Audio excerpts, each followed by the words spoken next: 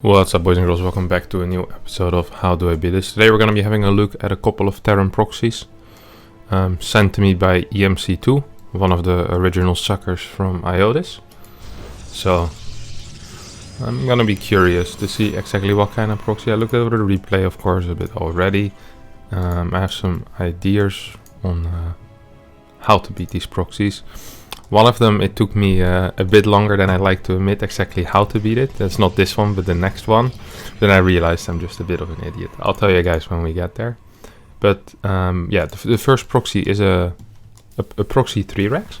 And there's a pretty standard way to handle most proxies. And that's by getting your cybercore as fast as possible. So before your nexus, then follow up with a zealot, a pylon on the low ground, and then a nexus. And this is a pretty tried way to beat almost everything except the 3 and the proxy 2-rex.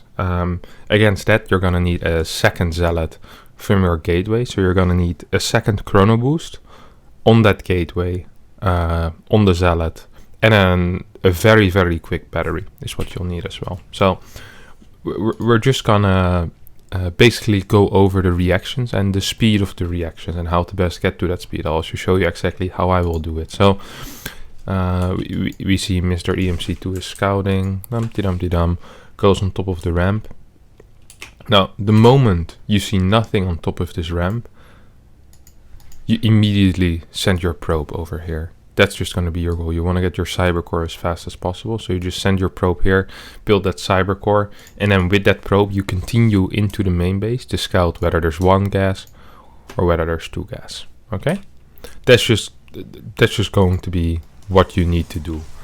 We see EMC2 is basically waiting a little bit too long. So his gate finishes at, 126? Which means he could have started his cybercore at 127, you know, if he's a little slow. And right now, his cybercore starts at 134. So that's already 7 seconds late, which is kind of a big deal. On top of that, he isn't starting a zealot, even though he sees no gas. If you know how to count, you can also count the SCVs, and you see a very low amount of SCVs. Now, you, of course, don't need to remember, hey, 10 SCVs is 3-rex, 12 SCVs is 2-rex, but it's nice to know that, hey, this SCV count is too low for a regular game. You see 10 SCVs, you go back to your own base and you see 16 probes on minerals, 2 probes in gas, 1 probe building this, and 1 scouting probe. Like, that's 20 probes. I knew that. I didn't have to check. And on the other hand, this guy only has 10 SCVs working at home and no gas. So you should know that this is a pretty big all-in. So a zealot immediately should start. Don't chrono boost that zealot. Just zealot, second pylon, so you can get another zealot after. And the moment he starts building these bunkers, indeed, you start pulling some probes. And ideally, you be attacking the SCVs with your workers rather than the bunker. So yeah, this honestly is a pretty good start here for EMC2, who gets 2 SCVs. And at this point, if he kills the third one, there will be no bunkers, basically. Yeah, he does get the third one, he's fine. So the thing you do the moment your core finishes as well, which don't forget his core is 7 seconds late, but the moment your core finishes, you make sure you start 2 batteries at the same time, and you queue up a stalker if you have the money for that after your second zealot. And from there on out, it should be a relatively easy hold. So let's just benchmark the things that EMC2 did, and then benchmark the things that I will be able to do in my build. So his cybernetics score finishes at 210. Okay, 210. I'm not sure if that's safe, so just write it in a notepad real fast. And his first zealot is out at 210 as well, I guess, right? So first zealot is out. Now his first battery, or his first stalker isn't even starting yet. So let's not start talking about that. His first battery hasn't started yet either. So his batteries, I guess, will never finish. And his first stalker came out at 239. Okay.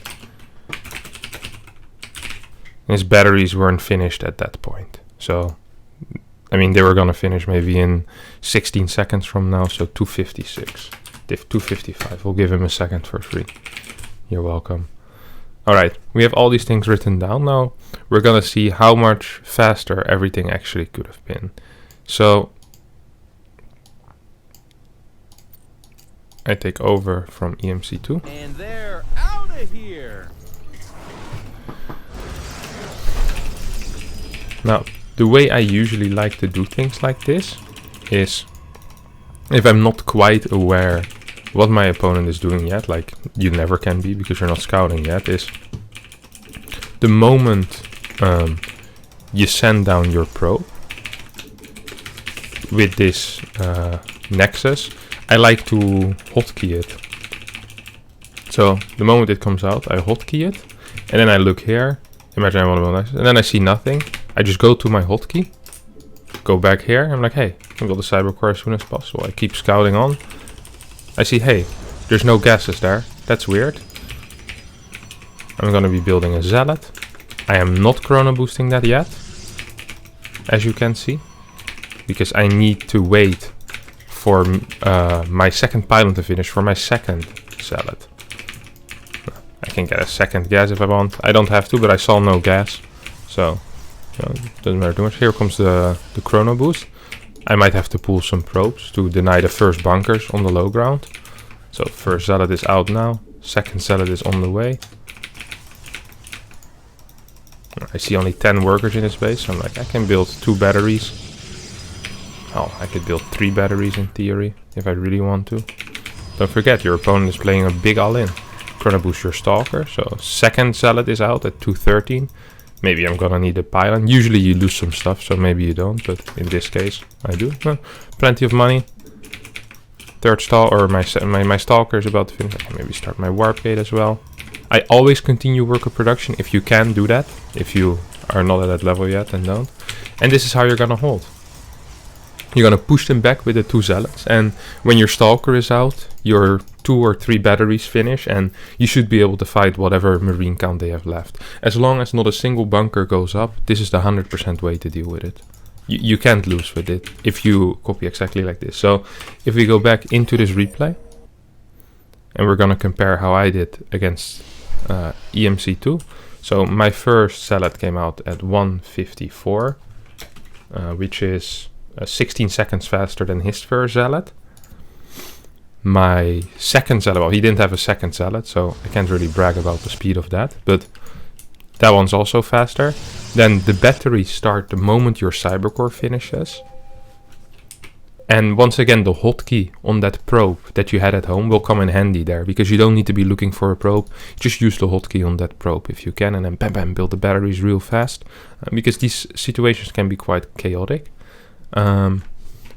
His first battery was gonna finish at 255, I believe, but we gave him 1 second. My finish at 234, together with my stalker. So that's also a 5-second faster stalker, while I'm getting a second zealot as well. So this is absolutely the best way to deal with 2 Rexes, 3 Rexes, 4 Rexes.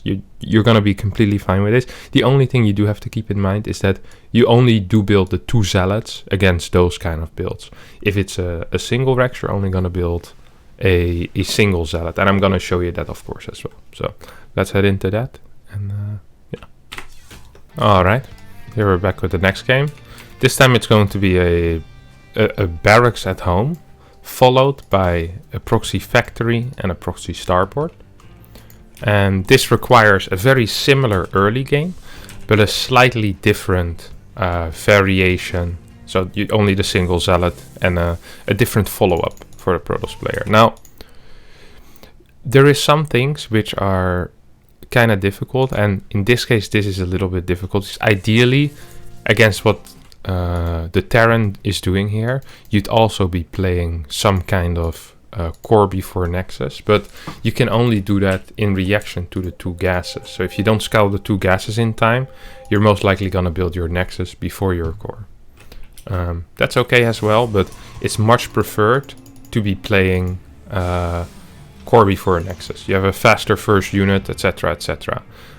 If the barracks is at home, even if it's double gas, you never want to open with a zealot because it's not quite as useful. Like you really just want to be opening up with your first unit as soon as possible. Your view unit, your stalker, your adept. Most of the time, I'd recommend the stalker in this case. Now, if you see 2 gases being built and only a barracks at home, you can be pretty damn sure there's going to be something on the map. So a big priority for you is going to be scouting around with your workers for proxies close by your base. I actually saw this game and I also noticed that EMC2 got supply blocked here for about 10-15 seconds, which is really painful in this situation. Like his money is way too high at the point when he builds his first pylon. So he's gonna get supply blocked for a long time. He's been doing stuff here, but this is the kind of stuff you shouldn't be focusing on at all. Like no one really cares whether you're attacking a depot or harassing this SCV if your pylon is 15 seconds late. The priority of a lot of people is incorrect, where they're like, you know, they really over micro a scouting probe while floating 200 or 300 minerals in the early game, which is way worse, of course.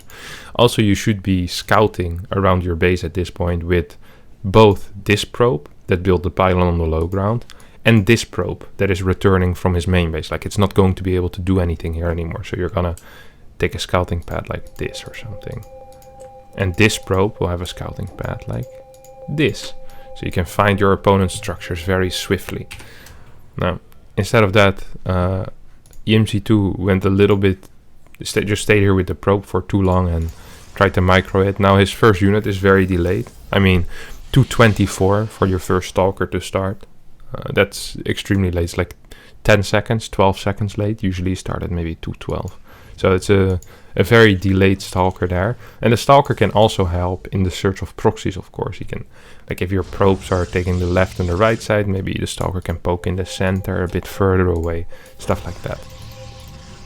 I do like the follow-up here that EMC2 is going for. But against this, ideally, you'd cancel one of the buildings. So you'd most of the time the starport kind of gets cancelled. Now, another thing that if you do find these buildings, which you should, you know their barracks is at home, which means if they ever want to send those marines across the map, they need to walk there. They're not with the rest of the army, which means you can stand in between the potential tank that will pop from here and the marine reinforcements. Now, if you have 2 stalkers, which at this point you could have if you don't get supply blocked, is you can just kite these marines from their base back home.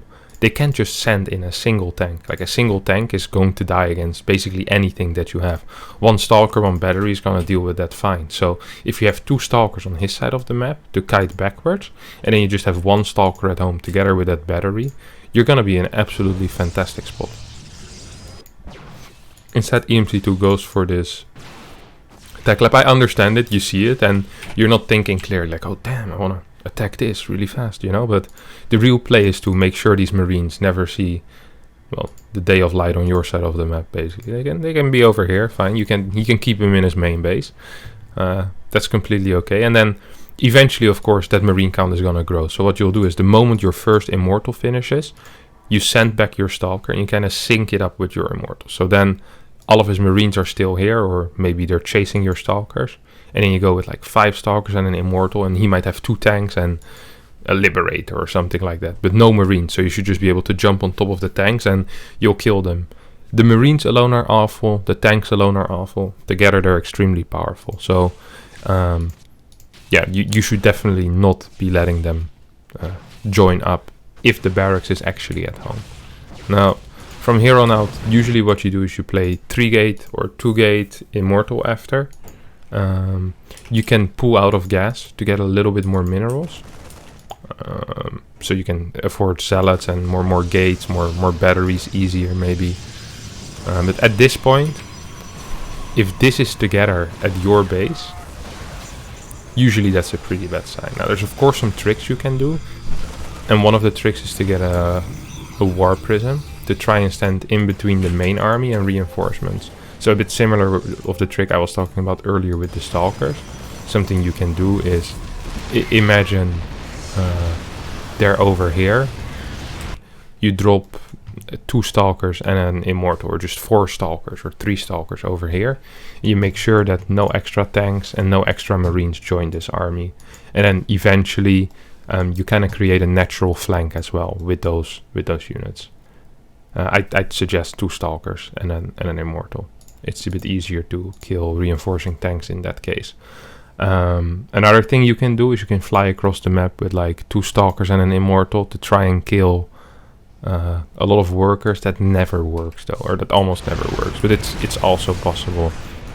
I much prefer just killing as many reinforcements as possible until you have a big enough army that you can collapse on top of the Terran from 2 sides. Yeah, so the prism is good. I'll actually show you guys exactly how I would do it. So in that case, it's also kind of okay to stop defending that base. So I will show the actual build order afterwards as well. But for this situation, what I do is I do this.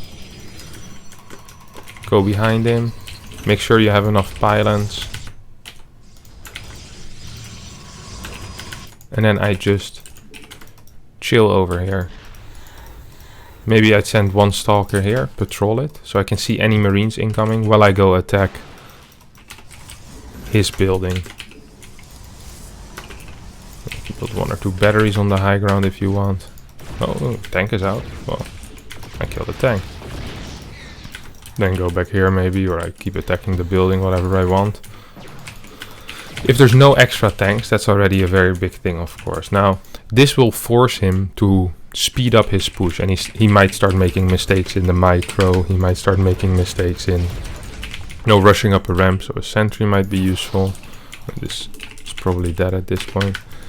And then eventually what you do is, like, if you have enough and he tries to move up your main ramp because he's losing his production very quickly, what you can do is most of the time they'll have a tank like down here. You just drop on top of the tank, and with your high ground forces you also kind of collapse on top of them. So you have like the natural flank with the prism.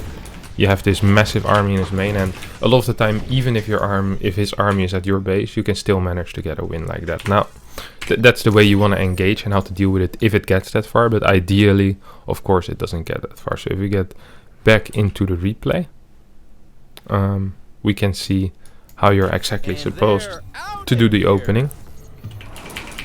So we scout, barracks at home, but 2 gas. Oh, that's very odd. Oh, there's a bad wall as well, by the way. 2 gas. You're like, okay, that's odd.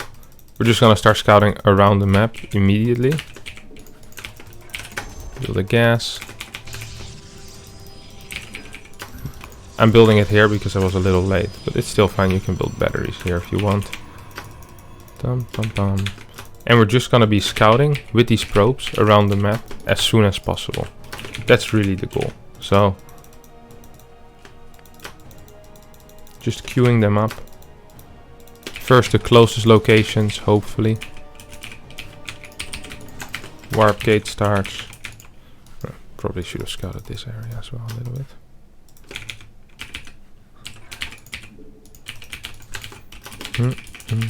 Then you wanna, after you scouted all of that, and it's like, hey, there's nothing there, you go to the further locations. And the further he is, of course, the worse it is for him as well, because it's gonna take a way longer time for him to settle down. Now, I like to pull 2 out of gas to go into my natural. Once I'm in proxy, you need that higher mineral count. And usually I stop actually at 20, 28, 29 workers. So like this, you can get a 3rd stalker. You can chrono boost it, you don't have to. You can also chrono boost your gates, and you probably will have found it, or maybe you won't have found it. Just kind of move towards the middle, delay those marines. Sometimes you can clear the starport if it's very close. Then he needs to rebuild the starport somewhere else, which costs him some time. I like to get 3 gates, and I like to get a battery. And this is really the best way to do it. I built slightly too many workers. 30-ish is okay. Yeah, now this works out perfectly. I have enough money for an immortal, another pylon, And we still have these 2 probes on the map, which should have been capable of scouting everything. And this is kind of the way how you want to be dealing with just factory starport proxy. Now, if we have a situation where our opponent is also proxying the barracks, then we do want to open really with that core before nexus and with that zealot once again. So you'll go just a single zealot that time, but you go zealot and then a second pylon. So in that case, I'll actually show it as well. So then we have everything covered. There's really only 3 kind of variations in proxies. Okay, so you have the first one we did was the 3 racks, 2 racks, or 4 racks proxy. So it's the multiple racks proxy. In that case, you get 2 zealots, and you try to defend the low ground.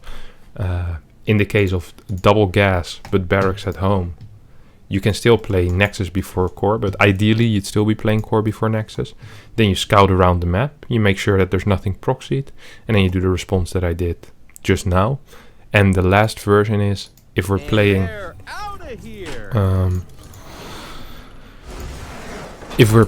against a complete proxy, so a proxy Rex as well. So we scout, it's like, oh, there's no barracks here. Well, in this case there is, but we're pretending.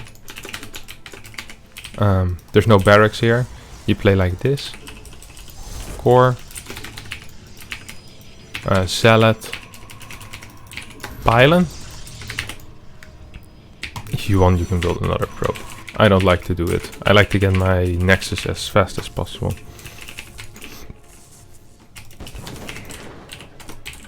Nexus. And once again, we're gonna be scouting for the proxy close by, because we don't know what the proxy is. Now, actually, I like to stay with this probe over here for a bit to see if he builds the factory at home or not, because that's kind of a big tell. The factory should start, well, if it doesn't start before 150, it usually means that the factory is proxied on the map, if he has double gas and he's proxying. And in that case, it's kind of important you start looking with your zealot as well initially. Of course, also check with your probes around. I'd always recommend getting a stalker afterwards. And if you scout something like proxy marauder, which is also possible with gas, then just keep chrono boosting your stalkers and start adding more and more batteries. That's the best way to deal with that kind of stuff. Now you see how quickly you can actually look for stuff on the map if you start scouting early enough. It's really quite what's important. So yeah, this is pretty much my little guide on how to deal with Terran proxies. I hope this was useful. If you guys want me to answer any question or any question you still have, just ask them in the comment section down below, and I'll try to type up some responses. Yeah, I think that should basically be it. I hope this was enjoyable. If it was, feel free to subscribe to my channel, like this video, and leave a comment down below if you still have a question left, and I'll try to get to answering that. Thank you very much for watching. Bye bye.